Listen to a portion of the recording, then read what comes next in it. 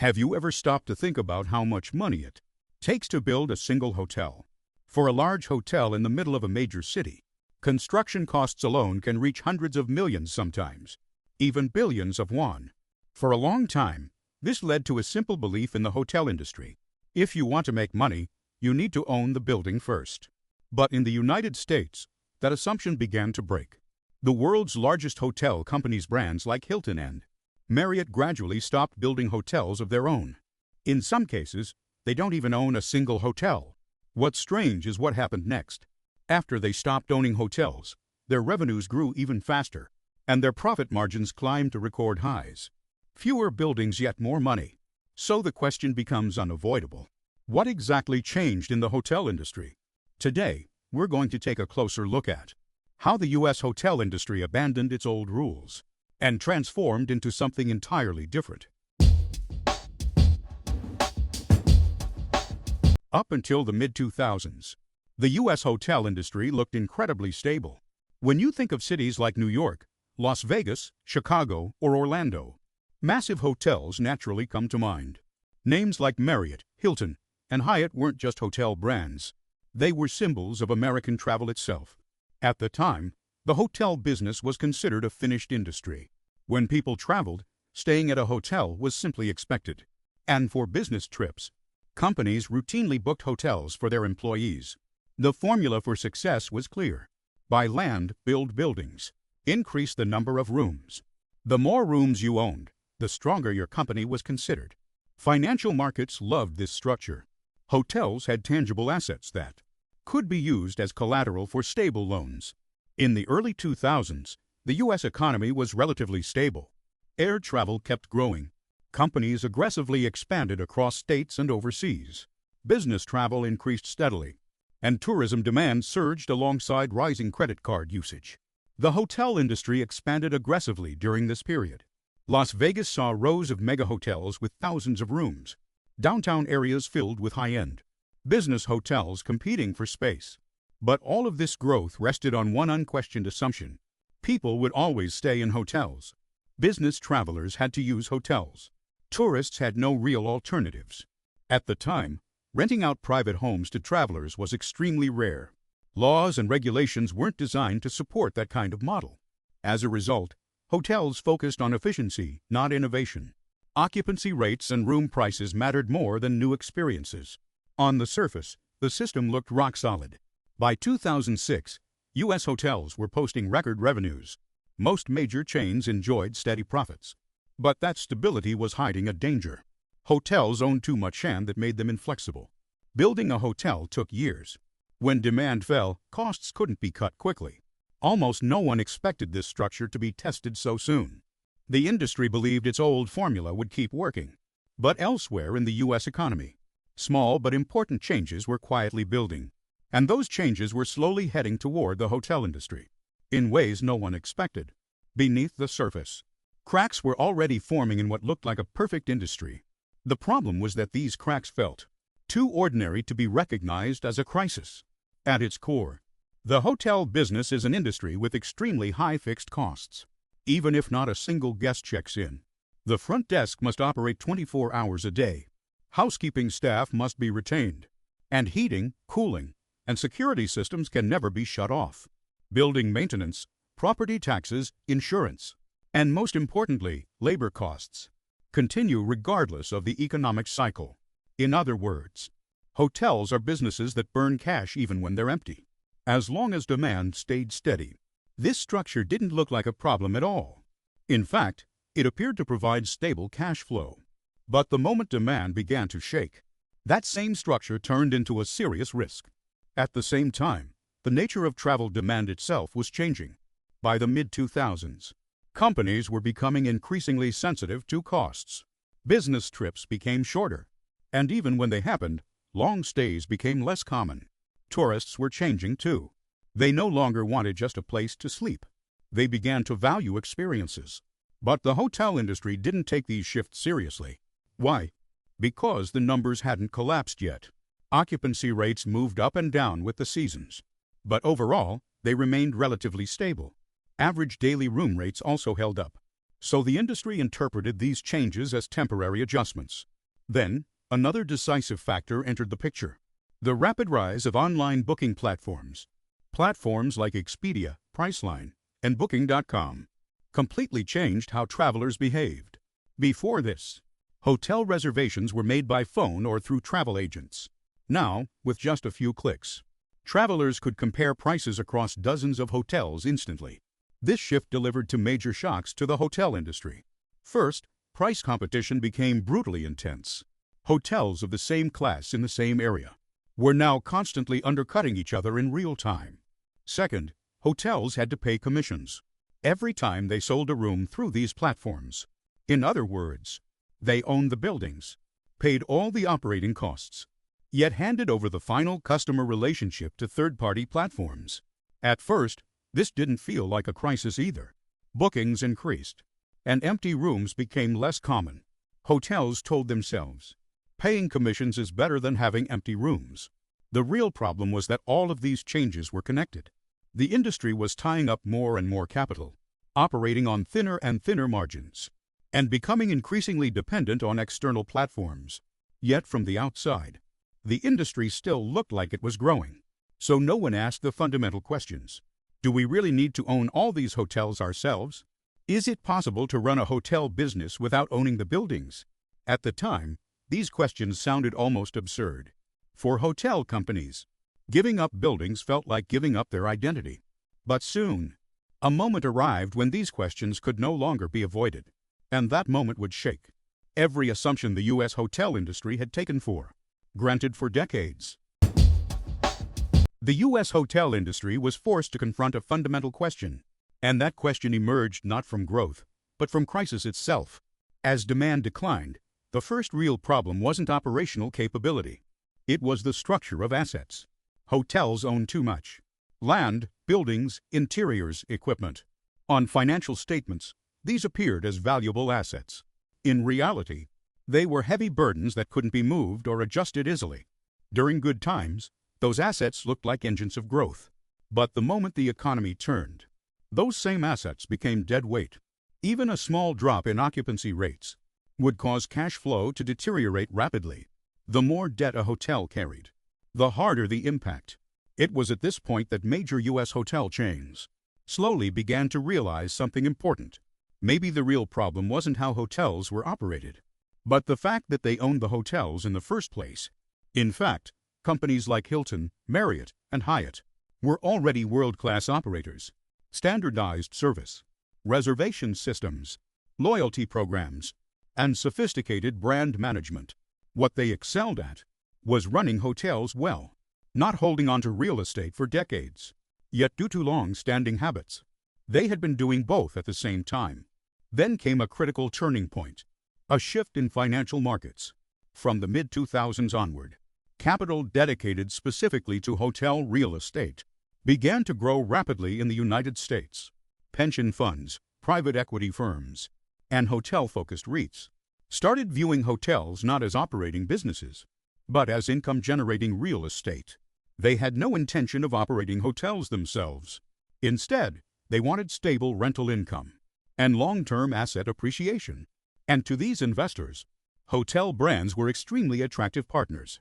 A name like Hilton or Marriott greatly improved the predictability of hotel earnings. At this point, hotel chains began to see a different option. Do we really need to keep owning the buildings? What if we sell the real estate to investors and focus only on what we do best? This wasn't just about cutting costs. It was a question that redefined the entire business model. Without owning buildings, capital expenditures dropped dramatically, massive renovation costs disappeared, and debt burdens became lighter. In return, companies could transition to a model where they earned stable fees from branding and operations. Of course, this decision wasn't easy. For decades, real estate had been seen as a safety net. There was also concern that without tangible assets, company valuations would look unstable. But the numbers told a clear story. The heavier the assets, the more vulnerable companies were in a crisis. The lighter the balance sheet, the faster the recovery. This wasn't just a cyclical downturn. It was a structural problem. And so, slowly, but decisively, began to change direction. From companies built around buildings to companies built around brands and systems. The new model chosen by U.S. hotel chains looked very simple on the surface, but that simplicity turned out to be a powerful weapon. At its core, there was one clear principle. We don't own hotels, we manage them. To understand this structure, we first need to look at how roles were separated within the U.S. hotel industry. From this point on, three distinct players emerge. The first is the brand company. Companies like Hilton, Marriott, and Hyatt. The second is the hotel owner. This includes real estate investors, REITs, and private equity firms. The third is the operator. Companies responsible for the hotel's day-to-day operations. In some cases, the brand company also acts as the operator. Here's how the system works. Imagine an investor who wants to build a hotel in New York or Texas. That investor approaches Hilton or Marriott and asks to use their brand. The brand company then evaluates the location, size, design, and capital structure. If the criteria are met, the contract is approved. In return, the brand company receives a percentage of the hotel's revenue as a franchise fee. Typically, this fee ranges from about 5% to 15% of revenue. What matters most here is that the fee is based on revenue. Whether the hotel is highly profitable or barely breaking even, the brand company still collects its agreed percentage. So why was this structure so powerful? The biggest reason was the transfer of risk. Cost overruns in construction, rising operating expenses, vacancies caused by economic downturns. All of these risks are borne by the hotel owner. Meanwhile, the brand company does not build the hotel and does not take on debt. Yet as long as the hotel operates, it secures a steady stream of cash flow. This was a completely different kind of business from the traditional hotel model, and this shift showed up very clearly in the numbers. A representative U.S. example is Hilton. Hilton once owned a large number of hotels directly, but over time, it sold off its real estate assets and shifted toward a franchise and management-focused structure. As a result, operating margins rose from around 20% to well above 30%. Returns on invested capital improved significantly as well. Perhaps the most important change was in capital expenditures. In the past, growing revenue required massive investments to build new hotels. But after becoming asset-light, revenue could grow with almost no increase in required capital. The larger the company became, the more profitable it grew. This model also completely changed how companies responded to economic cycles. Under the traditional model, a downturn left fixed costs intact. But under the franchise model, as the number of hotels increases, revenue sources become more diversified. If demand falls in one region, other regions can compensate. The more global the chain, the stronger this effect becomes. A recession in a single city or country is far less likely to shake the entire company. Because of this, U.S. hotel chains are now valued less like real estate companies and more like platform-based service companies. This decision also completely transformed the speed of expansion. In the past, adding a single hotel required years and massive capital. Now, a single contract can add thousands of rooms. In fact, Marriott used this model to become the world's largest hotel chain. In terms of room count, the key detail is this: Marriott does not own most of those hotels. Today, competitiveness in the hotel industry is no longer about who owns the most buildings, but who controls the strongest brands and systems. In the late 2000s, the U.S. hotel industry still appeared solid on the surface. Major hotel chains were already firmly established across the United States and in key cities around the world. Names like Marriott, Hilton, and Hyatt were familiar to both business travelers and tourists. The structure of the industry was straightforward. Buy land, build hotels, operate rooms, and attract customers through brand trust. It required heavy capital investment, but that also meant high barriers to entry. The idea that the hotel business is not for just anyone was widely accepted. But right at that moment, a completely different form of accommodation quietly began to emerge outside the hotel industry's field of vision. In 2008, in San Francisco, three young founders began renting out air mattresses in their living room, simply to pay the rent. No one in the hotel industry imagined that this simple idea would one day disrupt the global lodging industry. This was the beginning of Airbnb. At first, it was hardly even considered a competitor to hotels. Airbnb was not a hotel. It had no rooms, almost no employees. It didn't even own the rooms it offered. Airbnb had just one thing: a platform. It connected unused rooms, empty homes, or temporarily vacant spaces with travelers through the internet. It didn't build accommodations. It didn't bear maintenance costs. And costs didn't explode as supply increased. This structure was the complete opposite of hotels. Hotels needed massive construction costs and time just to add a single room. Airbnb, on the other hand, saw supply increase automatically the moment someone listed a new space on the app. At first, the hotel industry dismissed it. Would travelers really stay in a stranger's home? Business travelers will always choose hotels. That way of thinking dominated. But change arrived faster than expected. Young American travelers were the first to respond. It was cheaper than hotels. The spaces were larger, and places with kitchens were ideal for long stays. Above all, the experience of living like a local was something traditional hotels could not offer. Once the numbers began to move, the hotel industry could no longer ignore it. Airbnb's number of listings quickly caught up to hotel room counts in major U.S. cities.